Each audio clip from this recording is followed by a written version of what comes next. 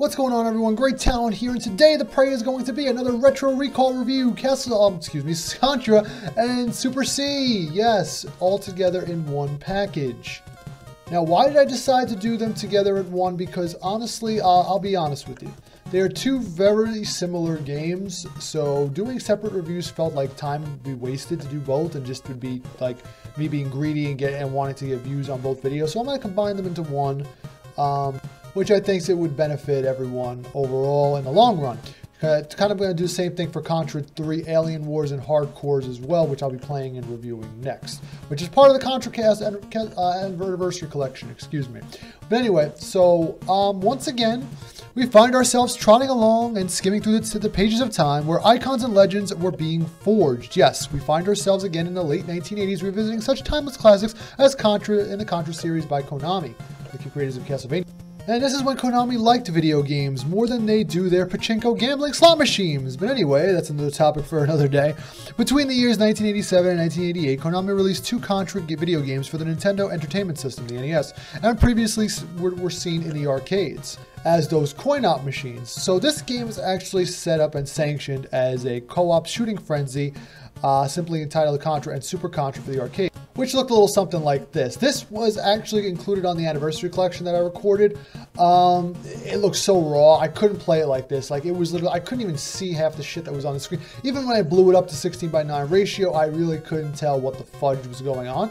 So I said, let me just play the NES version, which were a lot more detailed and colorful and vibrant and just more of a delight to play. Now, before we continue and jump in here, I just want to let it be known that I am doing a review on, like I said, both Contra games at once because they're vastly similar. And as a matter of fact, like if you add up all the levels from both games, you can have one mega Contra game that spans over 14 to 16 stages and will probably last longer than it takes to drop a good deuce in your Sir John toilet. So let's take a look and see why good old Bill and Lance's continuous journey of alien and renegade soldier slaughter went down in history as one of the most best and frantic run-and-gun shooters of this generation. Okay, first off, like I let it be known that I'm reviewing the NES versions of both Contra and Super C, as the arcade versions are a little archaic, as we discussed earlier, and janky to say the least. The NES versions, on the other hand, are much more fluent and looked visually more enticing than their arcade counterparts. Pixels were much more smoother, as well as the vibrant colors of all the levels made it appeasing to gaze at, while engaging the relentlessly difficult fray of combat, which, fret not, we will discuss shortly. There were some hiccups in regards to the frame dips and lag the more enemies were appeared on screen at once, but that is business as usual, as we've known for the NES games back on such dated hardware of the late 80s. But overall, I felt that the NES versions, whether it be the US or Japanese copies, both of which are included in the Contra Anniversary Collection, felt nice to experience even some 30-odd years later. In the Japanese version of both games, you are even treated to some nicely rendered, drawn animated still scenes that really add a nice bit of flavor to the already spicy mixture both games offer. Okay, so gameplay and control. Both Contra and Super C are both run-and-gun third-person shooting games. What they mean by run-and-gun, most of the time, you do not have time to think, let alone react to most of the mayhem that is transpiring on screen at once. Most of the time, you are required to use your muscle memory and reflexes to get out of tight spots or be hit or killed in one blow, which is ridiculous. As you can see here, I am dodging it for my life. It's insane. You have to be on top of your game. Yes, that's right. If you get one hit and one shot, you're dead. So talk about real-life shooting simulator going over 3 decades strong. Depending on the versions you play of the game, you can try to unlock cheat codes for more lives, but unfortunately those codes only work on the European and Japanese versions, and if you have the Anniversary Collection, you luckily get the Japanese versions for all the games at no additional cost, which I thought was really, really nice of them to include, and they just added that recently too. Also, if you have a buddy around, you can fire up a second controller for co-op mode and double the mayhem.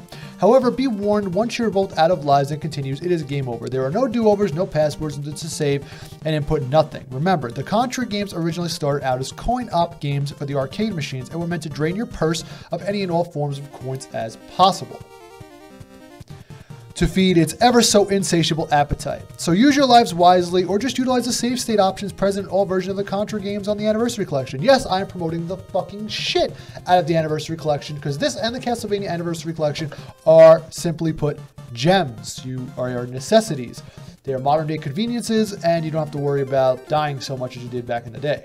There are a multitude of various guns for you to utilize and help you survive the onslaught too, though, thankfully, and you can obtain new weapons by shooting down supply drops that fly overhead from time to time. The weapons range from machine guns to shotguns to laser beams, and my personal favorite, the BFG rapid fire red ball shooting thingy special weapon, in which I honestly have no idea what it shoots out, but it's such a widespread area that covers it, such a widespread space that once you have it in your possession, you should try not to get killed as you lose all your weapons and power-ups upon death. The end of every stage, there's a traditional boss fight too, which, as is tradition at the end of most Konami games at this point in time, feature an end stage boss which requires you to dodge a array of gunfire while dealing damage to your own, try to make a boss explode and deteriorate, and move on to the next stage. And also, the bosses have no health bars, and some of them may turn colors red, indicating that they are low on health, while others may begin to decompose, indicating the amount of damage dealt, which I think is kind of cool too. There are also some stages where instead of side-scrolling, feature a run-and-gun forward running style, where you have to shoot objects and enemies ahead of you in order to run forward and progress, which is a nice change of pace, and has a little different perspective and more than a third-dimensional feel on a 2D to 2D skate. Controlling Bill or Lance feels tight and responsive most of the time too, in both games, with a hiccup here or there in regards to timing and jumps, but it's a minor inconvenience to say the least. You can manipulate the controller too and the D-pad and aim in 8 different directions also, which is always a treat and welcome in this types of games. You can also lay on your belly and fire, shoot low to dodge enemy gunfire that's headed straight for you too, which adds another layer of depth as well to the mechanics here. Now a bit about the story, narrative, and campaign. So if you care about the story, Contra 2 picks up after Contra 1, so you're fighting this organization called Red Falcon in Part 1.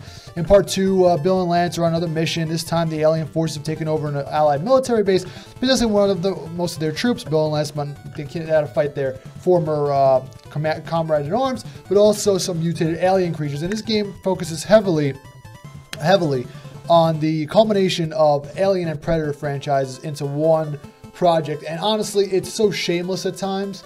It is just so shameless that you're fighting fucking face huggers at times. Look at them. It's shameless. They're coming out of alien eggs. What is happening? But like I said, it puts both of those franchises together in a great way. That just happens to work. I mean, it just happens to work beautifully, fused together, rip off or not. It just works.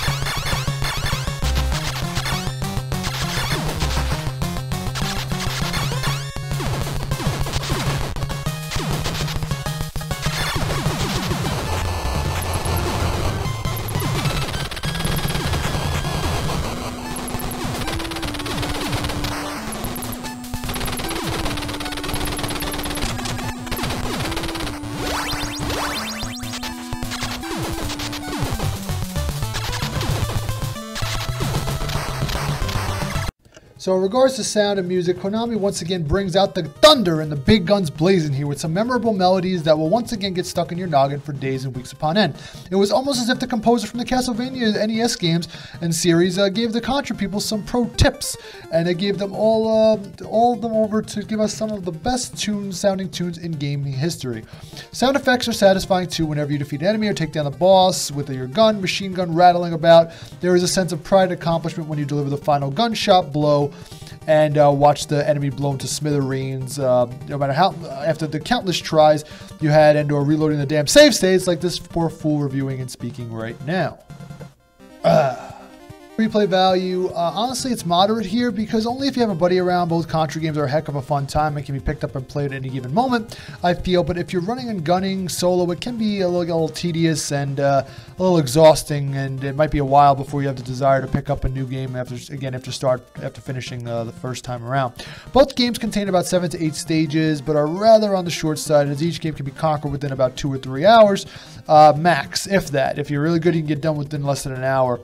So they were made to be high octane and fast paced. And again, remember, folks, they were coin-op games, they were arcade games, so they weren't meant to last very long. The goal of arcade games was meant to fool you and trick you out of your money by using any means necessary, by making games really hard, so you just keep putting quarters into it. So when it was generalized to the consoles, it was given a little bit, I guess, more manageable to be beat because it give you extra lives and so on and so forth. But anyway, which leads to my overall score. My overall score, I'm going to have to give it an 8 out of 10. Contra, both games, Contra and Super C on the NES, are as classic as timeless classics come, and it goes right up there with me saying next to the other Konami titles in this era like Castlevania, and should not be missed by anyone who is an action junkie or just wants to show off their challenge and challenge their friends to see who's better at their Super Jedi Knight-like reflexes, because rest assured, you will need some kind of black magic sorcery to dodge some of these damn bullets on screen and all the commotion coming your way in both of these little gems. So with that being said, that's my review of Contra and Super C. Next up will be probably Contra 3 The Alien Wars, as well as Contra Hardcores, before I move on to some other games. But anyway, with that being said, thanks for watching. Likes and subscribe if you want more, and you guys have a great day. Thank you for stopping by. I appreciate all of your support, as always.